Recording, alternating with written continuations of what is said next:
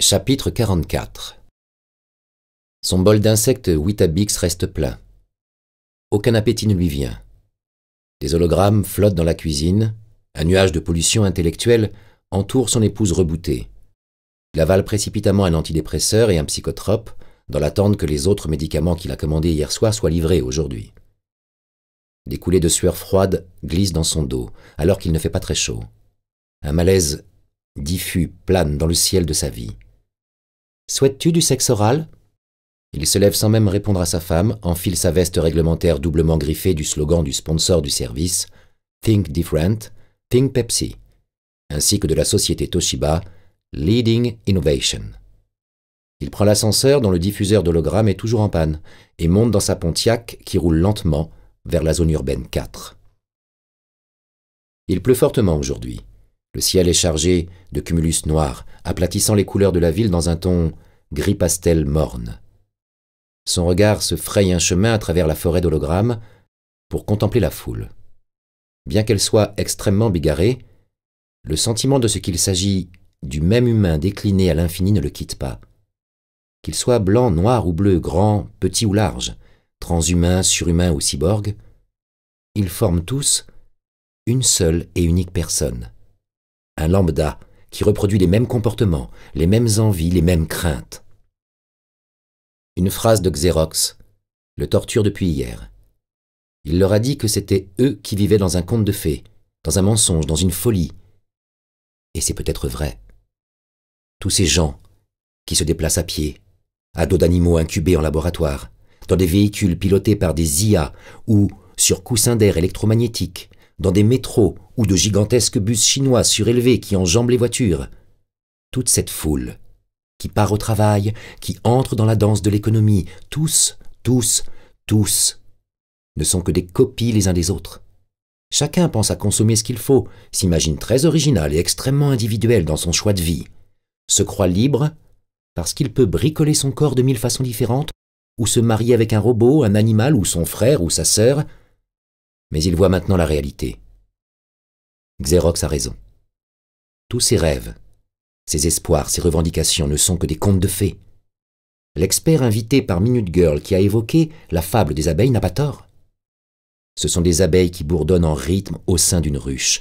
Tous leurs désirs ne sont que des diversions, des leurs, qui les poussent à faire circuler de l'argent dans la société. C'est le seul but, l'unique vérité. L'organisation sociale est un conte de fées que l'on raconte aux citoyens pour les inciter à faire circuler de l'argent. La circulation des crédits, c'est la seule réalité. Il médite mollement sur ces questions, puis entre dans la tour du commissariat et prend l'ascenseur pour rejoindre le 42e étage. L'habitacle diffuse le talk-show d'actualité The Shot Heard Round the World et Minute Girl a réuni un plateau de spécialistes au sujet des aides sociales. Un expert est en train d'expliquer que si le marché doit s'exprimer librement afin que les meilleurs réussissent dans l'intérêt de tous, il faut cependant protéger un minimum les perdants de la vie, de crainte qu'ils ne finissent par se rebeller. Un autre spécialiste est d'accord, ajoutant que la société doit craindre ceux qui n'ont plus rien à perdre, et il faut donc leur donner un peu pour qu'ils hésitent à passer à l'action. Un troisième spécialiste approuve et précise que du reste, l'argent prélevé sur ceux qui travaillent pour être redistribué à ceux qui forment la couche la plus pauvre circulera, puisque les miséreux, même légèrement dotés, dépenseront le peu d'argent qu'ils touchent. Il faut adapter l'offre aux besoins des consommateurs situés en bas de la pyramide. La faiblesse des marges est amplement compensée par la taille colossale du marché et plus il y aura de pauvres, plus les profits peuvent être envisagés sereinement. Un bon moyen de se rattraper, quand on paye des impôts, est d'investir dans ces entreprises qui s'adressent aux pauvres. Un quatrième spécialiste confirme que c'est une belle opportunité que de pouvoir vendre des produits à ceux qui constituent la base de la pyramide, même s'il déplore que, pour économiser le coût de fabrication des biens à destination des indigents, on se retrouve parfois avec, par exemple, des plats chauds composés d'huile de moteur, de viande recomposée avec des tendons, du cartilage et de la matière fécale purifiée.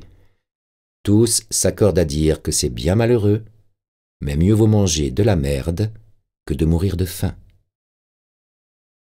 Arrivé à son étage, il salue tous les flics présents dans l'open space et s'assoit dans son fauteuil, en face de Valmar, qui pue l'alcool à plein nez. Les holophiles du jour apparaissent autour de lui et il se force à plonger dans cette bulle de données à analyser. 1 heure passe et Valmar dit « Oh, tu sais quoi? Grâce aux informations qu'on a obtenues, les supérieurs de Guerlain ont considéré que c'était du sérieux et lui ont donné l'autorisation administrative d'utiliser les interrogateurs. En ce moment même, ils administrent à Xerox du thiopental sodique. Je vais te dire, il va tout avouer. » Toshiba, sans lever les yeux des dossiers qui flottent autour de lui, dit « Non mais, tu ne penses pas que, je veux dire, les citoyens comme Xerox sont prêts à financer des mouvements terroristes qui cherchent à renverser notre société. Ça ne te fait pas réfléchir? » Réfléchir, mais à quoi? Ben je ne sais pas. On consomme, on fait circuler les crédits, mais quoi? Je ne sais pas. Ça sert à quoi, au fond? Hein? Non mais tu délires! Valmar sort un sachet de pilules. Des petites, des grosses, des plates, des bombées, des rondes, des carrés, des friables, des solides, des vertes, des jaunes, des rouges. Entreprend de les gober une par une et dit « Tout notre circuit économique sert à nous donner un pouvoir d'achat. Grâce à l'effort conjugué de tous, chacun a suffisamment d'argent à dépenser et nous sommes libres de dépenser comme on le veut. Tu ne te rends pas compte ou quoi? On a les moyens d'agir et personne pour nous dire comment agir. Personne pour me reprocher de me bourrer la gueule tous les soirs ou de fabriquer de la masse musculaire. Toi, tu veux te droguer aux antidépresseurs? C'est ton droit absolu et aucune instance ne viendra te juger pour ça. Tu veux des prothèses? Tu peux. Tu veux te marier à un robot? Tu peux. Non mais sans rire, tu te demandes vraiment à quoi ça sert? » Toshiba hausse les épaules et poursuit l'étude des holophiles sans parvenir à réfléchir plus avant à la discussion.